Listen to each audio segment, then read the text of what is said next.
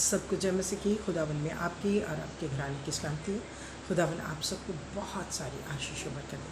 आइए हम खुदावन की हज़ूरी में आज के पाक कलाम के द्वारा हम जानते थे कि जब हम पापों गुनाहों में थे तो वो दया खुदावन ने हम पर की, खुदावन यीशु मसीह ने हम पर की, जिसके द्वारा हम क्या है, हम खुदावन को जान पाए, खुदावन की हज़ूरी में आ पाए और खुदावन की नेमतों को, उसकी बरकतों को पा सके हैं, उस आनंद को पा पाए, उस शांति को पाए, उस आनंद की भरपूरी को पाए। हालेलुया।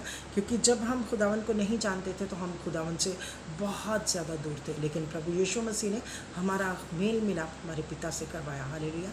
तो आज खुदावन के पाक कलाम में से हम देखते हैं कि किस तरह से खुदावन ने हमें छुआ और किस तरह से उसने हमें भरपूरी का जीवन दिया। आइए हम आज खुदावन के पाक कलाम में से पहला पत्रस उसका 2 अध्याय उसकी 10 आयत में से देखते हैं। खुदावन का पाक कलाम कहता है कि तुम पहले क्या है, तुम पहले तो कुछ भी नहीं थे। कहता तुम तो पहले कुछ भी नहीं थे। सच में हम कुछ भी नहीं थे। जब हम खुदावन से दूर थे तो हम कुछ भी नहीं थे, हम कुछ भी नहीं जानते थे, हम खुदावन को नहीं जानते थे, हम उस आनंद की भरपूरी, हम उसको शांति को नहीं जानते थे। और लेकिन कहता कि तुम पहले तो कुछ भी नहीं थे, पर अब परमेश्वर की प्रजा हो। हालेलुया। अब हम क्या है, परमेश्वर की प्रजा है।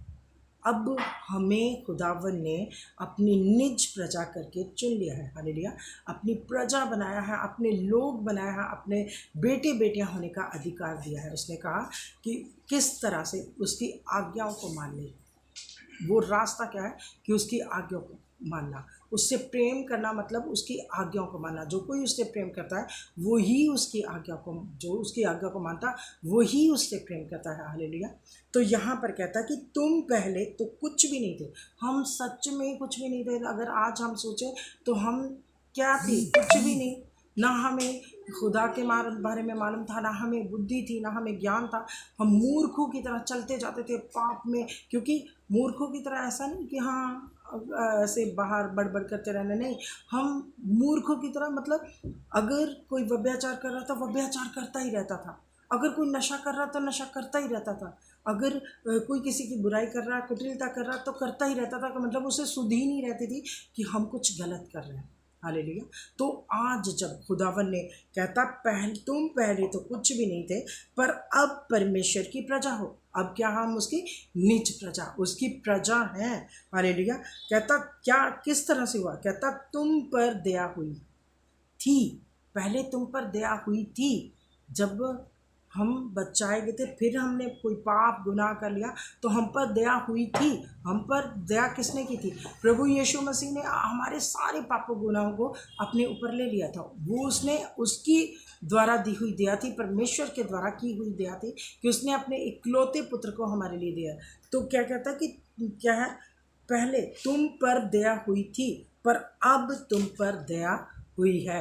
अब तुम पर यह दया हुई है कि तुम अब अपने गुनाहों को मानते हो, अब उसे दोबारा नहीं करते हो, अब सचेत हो, अब खुदावन की हजूरी में बने रहना चाहते हो और उसके पाक कलाम के द्वारा अपनी ज़िंदगी को बिताना चाहते हो। हम सब अपनी अपनी लाइफ को भली भांति जानते हैं। मैं अपनी लाइफ को जानती हूँ कि मैं कैसी लाइफ जीती थी। मुझे मालूम है मैं कितने पापों में थी। आप जानते हो कि आपने कितने गुनाह किए होंगे। आप सब अपने, खुदावन कहता है कि दूसरों को नहीं, अपने अपने आप को जांचने की हमें ज़रूरत है। सचमुच हम अपने आप को जांच लें, यही बहुत है। ये ज़िंदगी अपने आप को जांचने में ही हमारी ऐसा है कि हाँ ये तो नहीं, हम अब नहीं ये करें जो हम पहले करते थे। कहता वही बहुत हो गया जो हमने पहले ऐसा बेवकूफ़ों की तरह, मूर्खों की तरह वो समय बिताया। हालेलुया। अब खुदावन चाहता है कि हम उसकी हजूरी में रह के, उसके भय में रहकर अपनी ज़िंदगी को बिताएं। क्या कहता है कि पहले तुम पर, कहता कि अब परमेश्वर की प्रजा, पर अब परमेश्वर की प्रजा हो, तुम पर दया नहीं हुई थी। कहता तुम पर दया नहीं हुई थी। वो खुदावन जो है अब उसने, पर अब तुम पर दया हुई है।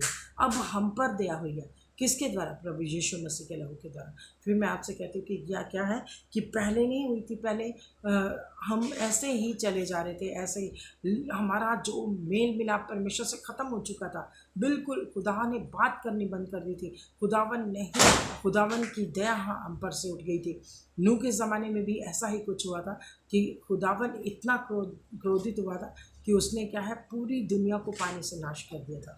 आज कितने लोग आज खुदावन को जानते हैं लेकिन खुदावन की हज़ूरी में नहीं रहना चाहते क्योंकि उनको दुनियावी ख्वाहिशों से प्यार है। हालेलुया। तो आज दुनियावी ख्वाहिशों में नहीं, आज उस उन हम खुदावन की ख्वाहिश रखें, उसकी चाहत रखें, उसकी तरफ मुड़े ताकि खुदावन हमें अपनी निज प्रजा कह सके।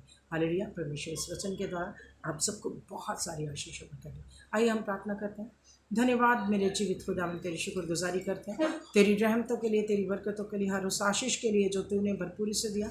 अपने बेटे बेटियों पर अपना आत्मा उड़ेल और पिता अपनी भरपूरी का जीवन दे, तेरी हजूरी में रहे, तेरे पाक कलाम के द्वारा आप तेरी बरकतों को पाए। प्रभु यीशु मसीह के नाम से मांगते हैं, आमीन और आमीन। God bless you. फिर से कल मिलते हैं नई वीडियो के साथ, और ज़रूर शेयर करें, लाइक करें, ताकि खुदावन का वचन अगर नहीं ऐसे नहीं तो ऐसे आप एक दूसरे के पास भेजिए, ताकि छोटी छोटी इस क्लिपिंग के साथ, छोटे छोटे वचनों के साथ लोग बहुत बड़ी बड़ी बरकतें पाएंगे। ये विश्वास कीजिए, क्योंकि कोई बीज, हर एक बीज, क्योंकि कोई ऐसा बीज नहीं है कि जो खुदावन का अगर हम बीज बोए तो वो फल ना देके जाए, वो फल देता है और साग पातों पर जाता है और दूसरों के लिए। तो इसलिए दूसरों को भी शेयर करें, लाइक करें, और सचमुच खुदावन आपको भी इसके द्वारा आशीषों में कर दे। आमीन और गॉड ब्लेस यू। जय मसीह की।